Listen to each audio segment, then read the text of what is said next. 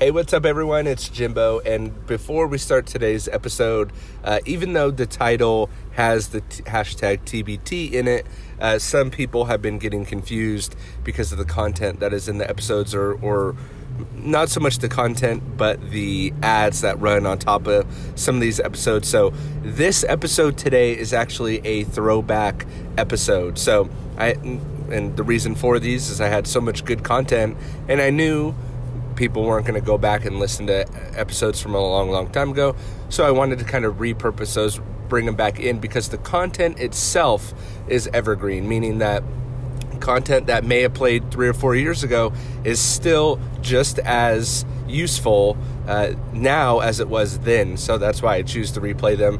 Of course, I hand select them. So just so you know, this episode is a throwback episode. So if there's any ad on top of it and it doesn't make sense, or you go to a website and it's not there anymore, that is why. But the content itself is evergreen. Enjoy. Fellow auto detailers, welcome to the show that features interviews with today's most successful auto detailers. This is the Auto Detailing Podcast. Here's your host, Jimbo Balaam. Welcome to episode 161 of the Auto Detailing Podcast. I'm Jimbo, your host, and today on the show we have Bob Phillips, president of P&S Sales. And Bob, welcome to the show. Thank you, Jimbo. I was going to do a little intro right there, and then I wasn't on the right page, so I biffed that one up. So why don't you tell us a little bit about P&S Sales, and then also about yourself? No problem. So P&S Sales was started, way back 1961 when it was incorporated. My dad started the business. It was a simple concept. He met some friends and wanted to pay his way through college, so he started, distributing and selling professional auto detailing chemicals. And then the business grew from there. I got involved in 1980. My brother got involved about 3 or 4 years after that. And now here we are 35 years later after I got involved. And, our industry is probably, the most interesting part of our industry right now is everything that's going on. There's a resurgence in professional auto detailing. The International Detail Association, there's so many great things going on in our industry. So it's just great to be a part of it. Yeah, what's cool is when we talked last week about doing this interview, you talked about, when your dad got started, they were wearing suit and ties. And then it's kind of, then the industry's gone through this thing of like shorts and t-shirts and tank tops, and no real, I guess it depends where you are detailing too, but kind of gone through this unprofessional stage, I guess you could call it. And now, like you said, a resurgence of kind of that higher professionalism state now, which is really cool to see. So yeah, I think go ahead. I think what's interesting is I think social media has really helped that.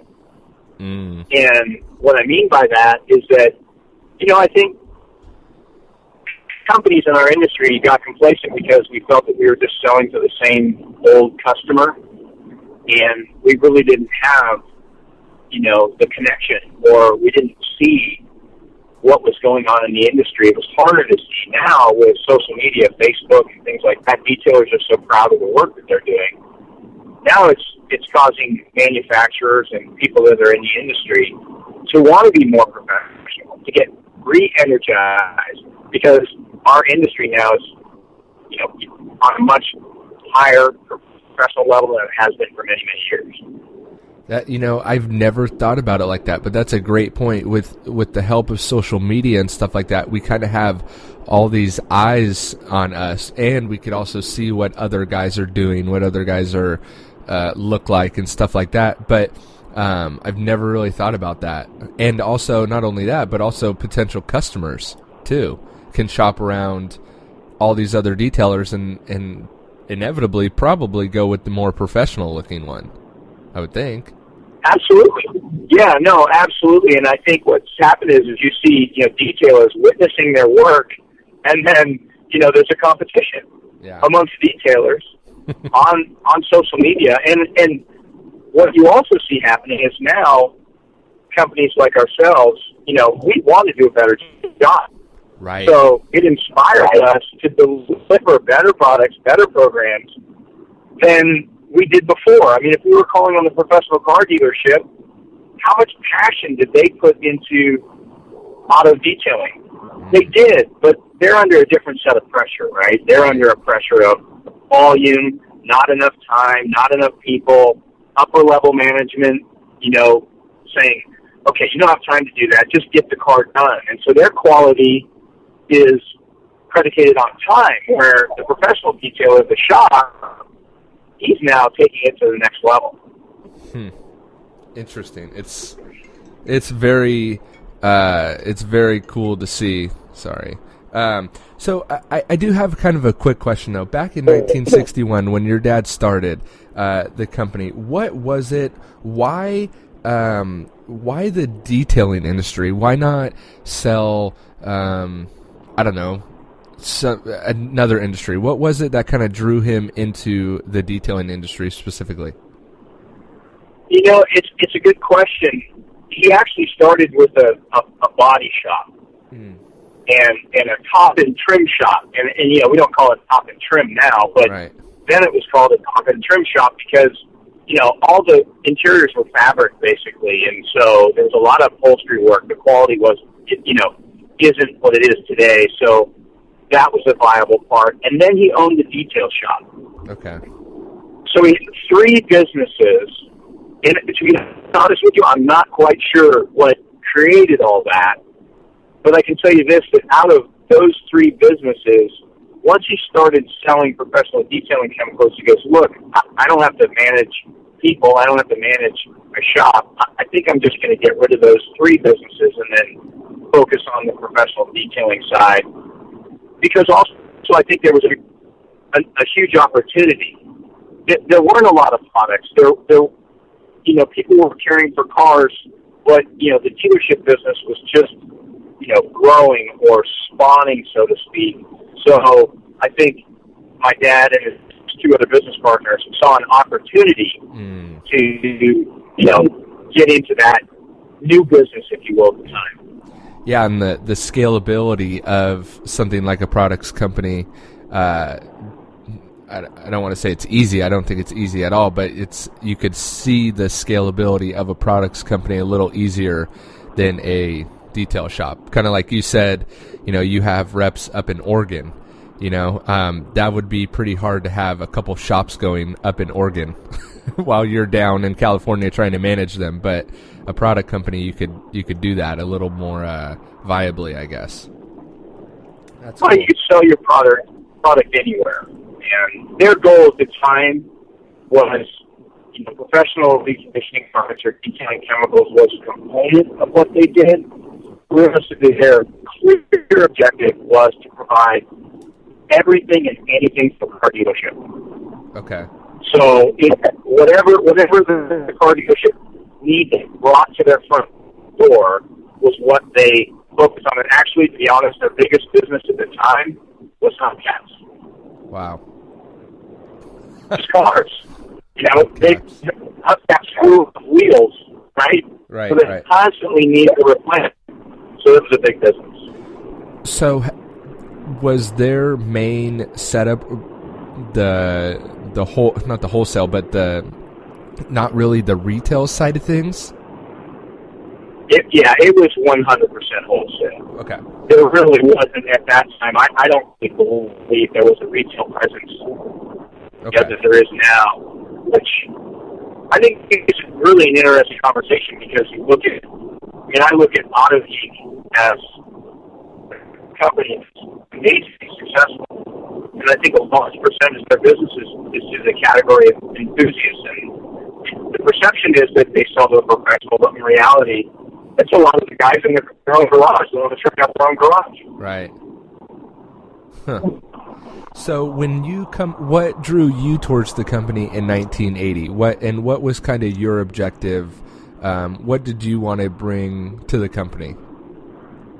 Well, my dad had a really successful company, and he asked me what I was going to do, and at the time I really didn't know what I was going to do. So I just decided to go work part-time for my dad. Okay. But quickly I saw a huge opportunity, which was an opportunity to grow this beyond what my dad had done, because, you know, he was now mature in his years in terms of business life, and he was enthused to get his sons involved. So once I got involved, my brother got involved afterwards, and, back to and business beyond what it already was. Wow. I love hearing, I'm really big into kind of the story behind the businesses, and I love talking about that. So it's, and then family businesses is even better when I just think about how cool is that your dad has built something and then he can pass it on to his sons who even grow it even further. That's awesome. So have you guys always catered, or do you still cater to mainly the wholesale side of things, or have you kind of dove into the retail side of things? Are you working more towards the retail side of things? Because I know you guys offer some training too as well at your facility. Well, it's a really interesting question, because I think in business, historically you look back at maybe mistakes that you made. We had an incredible retail following when we were in the city of San Francisco, and but we really thought our core business was wholesale, and it really was and still is our core business. But they can work hand in hand. I think that's a really interesting business model. And so I look at the mistake that we made is when we moved out of the city of San Francisco. We wanted to stay there, but we just couldn't build a chemical manufacturing facility there in a manner that we needed. And so we moved out of the city, and thus we moved into a distribution partner's territory, so we couldn't really have a retail space where enthusiasts or consumers could walk in. What's kind of interesting is, wholesale is a big component of your business, but retail that's where the trends are set. That's where, you interact with the clientele. And so I look at the fact that we got away from that, and then I look at what companies like Griot's Garage, Auto Geek, and companies like that have done, that they've really been so successful because they've embraced that retail business model. So now our focus is you have to change the focus of your business to embrace all types of customers, whether it be via the web or whether it be off a truck. And they complement each other, actually. Because now every detailer has a smartphone. Right.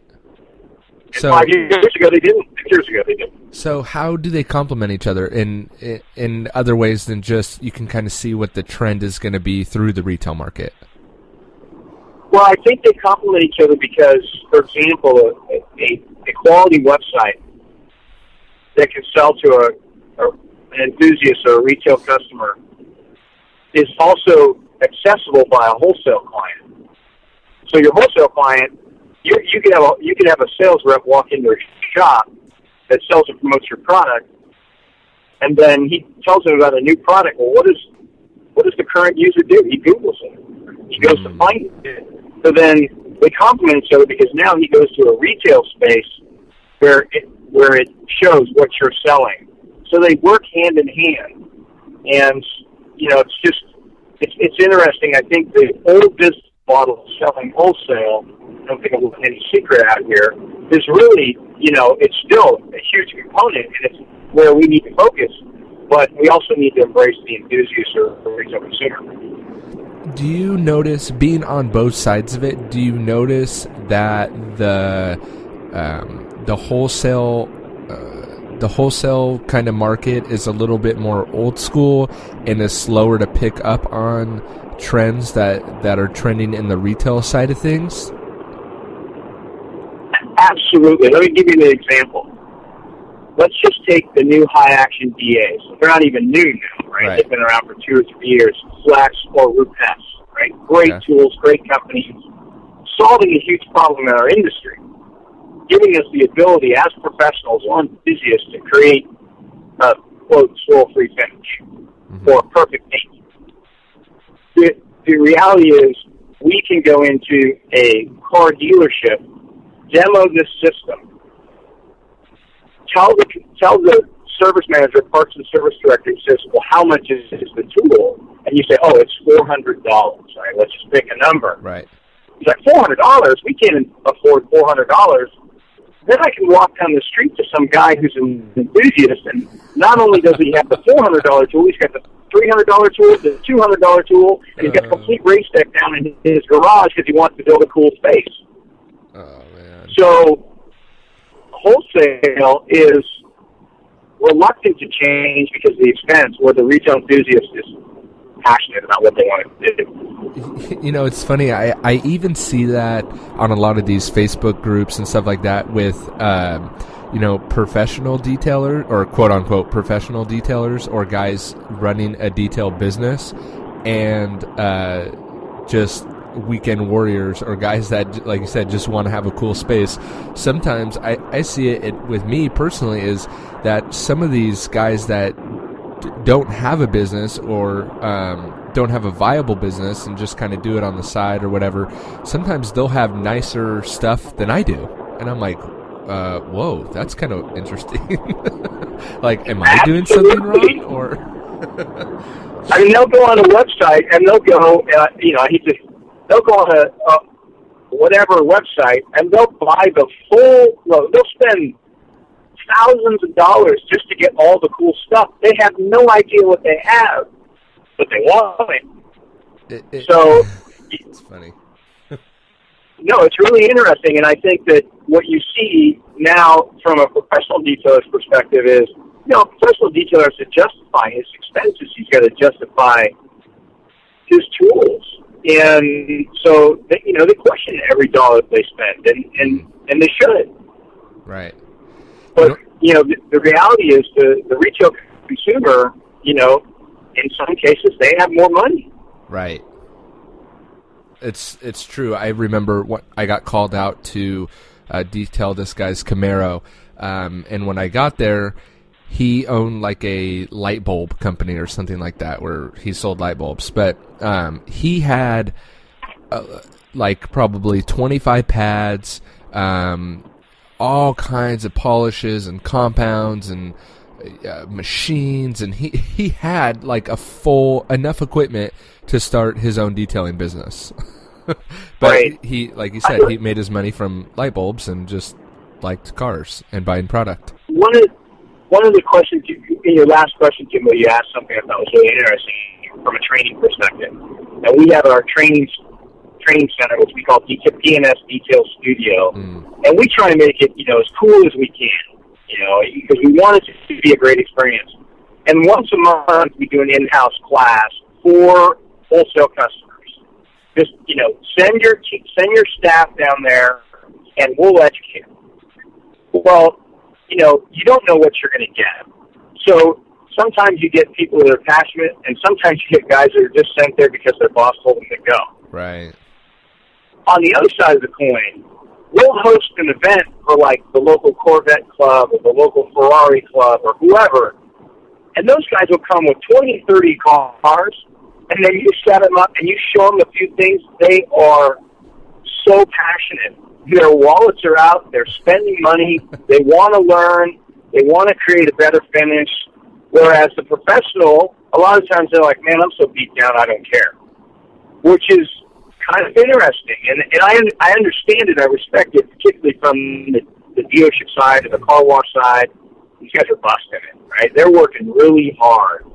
And so we feel that when they come to Detail Studio, well, this is going to be the best day detailing you ever had, because we're going to educate you, we're going to feed you a nice lunch, and hopefully you learn something. Whereas the enthusiasts, they don't know anything, so they want to learn. Right. It brings up an interesting point, too. In a few episodes ago, I think it was a few episodes ago, I can't remember now, but a while back, we talked about, on the show, excuse me, about burnout and kind of, riding that line of burnout. And I noticed within myself is when I'm just because the detailing industry or the detail business is such a physically demanding business that it's easy to get burnout really quickly. And I think each individual needs to find where that burnout line is. But I find for myself that the closer I walk to that line of burnout, the less passionate I get, and I get that because it's so physically demanding. I've gotten to the point where I just don't even want to look at a car anymore, and it's like, I'm still passionate about cars. Go ahead, jump in there. Or the retail consumer not valuing your work. Yes, which is a huge problem. I mean, how many things do you see on Facebook of a detail posting? Yeah, somebody called me up and said, how much for a detail? And I told him, I said, well, I really need to see the car. You're no different than a doctor, really. You can't prescribe the medicine until you see the car, so you can't quote the price really until you see the car. The detailers are forced to do something, right? They got to offer something. So, they go, okay, $295 or whatever the number is. Right? It doesn't really matter. The customer goes, well, man, I can get it done down the street for $100. Yeah. And you know that it's not the level of work. So I think that's the hardest challenge for detailers is to stay enthusiastic because, they're constantly just exposed to someone trying to devalue their work. And, I mean, well, I'll tell you, when you spend 3 or 4 hours on a car and that car comes out just incredible, the funnest part about detailing a car is the delivery, right? Yep. The customer. I mean, that's what keeps us detailing. That's what keeps us in this industry. There's money, but it's really, come on, it's about the passion. It's about, you have to love what you do. I mean, if you don't love it, you should switch professions because it is a grind. Right. And, that'll wear you down, too. I got a quick story. Just last weekend, me and a guy that was helping me detailed this Cadillac CTS, this pearl white Cadillac CTS. And it came in, it wasn't bad, but it came in kind of beat. And the guy that was helping me really loves Cadillacs. And we like you said, we spent 3 or 4 hours on it, and the thing looked better than new. And the guy that was helping me, obsessed with Cadillacs, he spent like 30 to 45 minutes just on the front grille of the car. And the car just looked amazing. And I went to go drop the car off and pick up the client's other car. And I brought it back, and my helper was like, oh, man, what do you say about the car? How was it? Blah, blah, blah. And I had to break the news to him that the guy loved it, but it wasn't that passionate about cars, and he pretty much just saw a clean car. And my helper was so emotionally distraught about it, and I kind of had to tell him, look, not everyone appreciates a nice detail job like you do.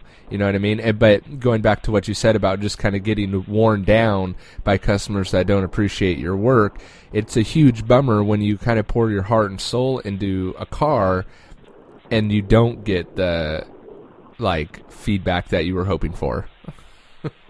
Right, and think about it. I mean, one of the things that's kind of interesting now, we've talked about high action DAs, these new tools. It's created a whole other set of problems. Right. And really now it's like, now we want to detail to perfection. Right. Good point. Because we can't. Right. But you can't make money detailing to perfection. Right. Oh. Because you'll spend all day doing it, trying to get perfect paint.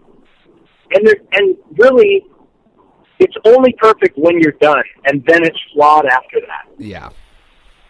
So I think one of the things that the detailing industry needs to embrace now is, okay, what level do I detail to that I can meet my level of expectations where I want to be, but also make money doing?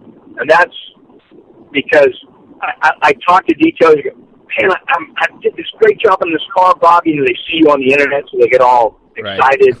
Right. and they're like, man, this thing is so incredible. But it took me all day, and I only charged $295. Right. And he goes, I can't make a living at $290, $300 a day.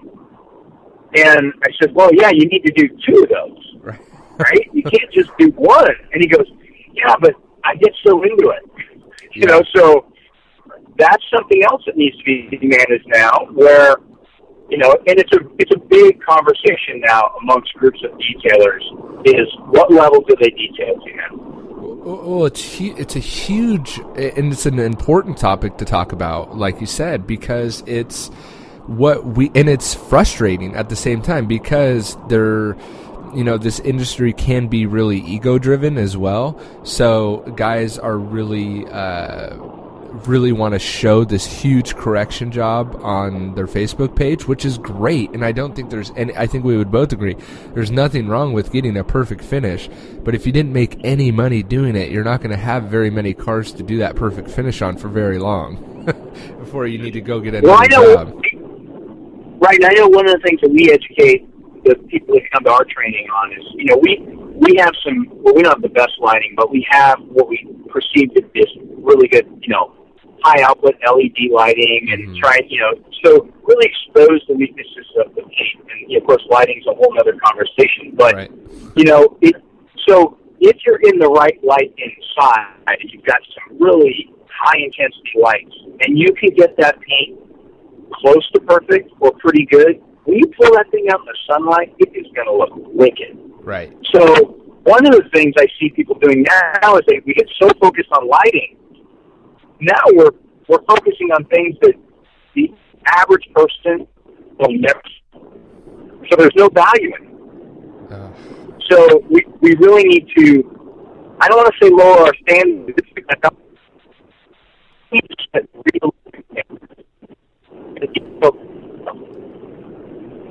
Can you repeat that last part? You cut out just a little bit. Go ahead.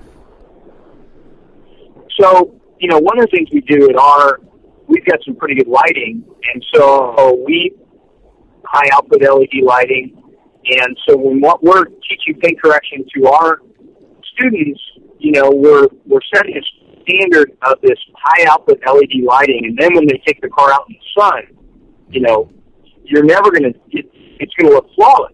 Right. So one of the things I think that detailers have done is they've created these unique environments in their shops with this amazing lighting that now exposes weaknesses in the paint that their customer would never see. So I never want to use the term, lower our standard, but realistically we want to set realistic standards and conduct paint correction to that level, because we're now conducting paint correction to such a high level that, it really doesn't matter to the retail consumer. I couldn't agree with you more, and I think it's such a strong point to make, and it's a point that gets brought up a lot here. But I've done cars where it's still littered with swirls, and the customer will come out and be like, "Oh my gosh, how did you get the paint perfect?" And I sit back with like my mind blown, like, what? They can't see this? Like, are you serious? But and it can be another one of those things where you feel down on yourself because you know that the paint can be more perfect, so you're feeling a little down, but the customer can't see anything, and they just see shiny paint, and they are obsessed with it and love it. And that's kind of the flip side of what we were talking about, of when you spend 4 hours on a car and the customer could care less. The flip side is, you didn't spend nearly as much time as it would take to get a full correction, and you're kind of bummed on it, but the customer loves it. And realistically, it's a product, of high action DAs. Mm-hmm. Because before, you would work rotary if you were working rotary on paint, you'd get to a certain point, you'd be like, don't touch that car again. Right. Because I can't, I'm chasing my swirl now, I can't get it any better, just, leave that thing alone. And now with high action DAs, you're like, I gotta keep going, because I can make it better. Right. I think it's crazy. Yeah. I think where the money is, and I think it depends what area you're in and what section of the market that you've nailed down and cornered. And some guys make a good living just doing correction, or at least they portray that way. But for me, where I'm at, there's a lot of money to be made with a one-step polish. and a really good interior clean. That's what, a lot of my customers like. And I think there's a lot of money to be made in that. Well, and I think a lot of entry-level detailers, guys that get in this business, get on the forums, start following their, icons in the industry. They see the quality of the work they do, and you hear this all the time. I'm focusing on high-end cars. Mm-hmm. And I look at the guy and go, okay, that's great, but you got to embrace all cars. Right. Because you can't make a living just doing high-end cars. And you're so right. If you can play fallout remove, one-step paint correction, and do a great interior clean for the right price, and do 3 or 4 of those a day, that's how you make money. You're killing it. You're absolutely killing it. Yeah. Now, it doesn't mean that you can't get that freaking extra paint correction and still make money doing that every so often and work it into your business model. Right. But you'll die trying just to do nothing but those. And there are certain detailers that get to that level. They're out there. We know them. We talk to them. They're our friends. And that's great for them, but they are the exception, not the rule. Well, and they've been doing it for years and years and years and years. You look at, I know someone that a lot of guys look up to, say Joe Fernandez, who's doing a lot of super, super high-end work, and we've had him on the show to talk about it, how to get some of those cars. But, Joe's been in it a long time. He didn't just start his business yesterday and now he's doing, Aventadors and Bugattis. You know what I mean? And I think a lot of guys don't realize that, is that he's been working at it for a long time. Well, Larry Casilla, who's another icon in the industry, said the same thing. He says, I had a bunch of clients, and then I figured out I got to work my client list to who I want to service. Yeah. And he goes, you can't snap your fingers and do it, but, just continue working and work towards that. And if that's your goal, then hopefully you can get there. But those guys are really, they're the exception. Right. Yeah, they are the exception. But even like you said, what Larry said, he started with a big net and a lot of cars and whittled his way down after he had already, where he got to the point where he could decide, okay, I can whittle my client list down. You know what I mean? He didn't start saying, I only want 7 clients. He probably had thousands. There was a detail job, a client that is in a very prestigious area of the country that has a huge collection. He wants a full-time detailer, and he's going to pay the guy, 6 years, to work on his cars all year round. Right. But there's how many of those jobs are there? Not many. Not many at all. Yep. Yeah. So, and people can get there, and it's a good level to aspire to, but you got to make money on the way up to that level. And sometimes I had a quick tip go out, and it said the money's in the minivans, and there's a lot of money to be made with cleaning minivans, and unfortunately, a lot of guys think they're too good to detail a minivan, and it's unfortunate. No, and it's kind of interesting to say, making money. It sounds like a bad word, but that's what's going to grow our industry. Is if we can educate detailers how to make money in this business. Absolutely. Otherwise, it's going to be a finite number of detailers. Exactly, and I love, kind of. I totally see how we could bring this conversation full circle back to what we started with bringing back the professionalism in the industry. And I think that's how we're going to kind of raise the bar and kind of weed out the cheap detailers or the price cutters or whatever, because as the professionalism grows, potential clients and future clients won't want to use a less professional detailer. People want the best that they can afford. But if the majority of detailers are very professional, that's what's going to really help raise the bar of the industry. Right. I think. Yep. So what are some, besides professionalism, what are some other things that are really exciting you about the future of the industry? It could be within your business or within the industry as a whole, maybe a product or something like that. But what are a couple things that are really you see on the horizon and they're really exciting? Well, I think there's a few things that are really exciting. Obviously, coatings are very exciting, right? Yeah, absolutely. They've created a new market segment, and they're going to get, right now it's kind of the Wild West of coatings. Yeah. You got guys selling, stuff that's really, really expensive. You got guys selling stuff that's not so expensive.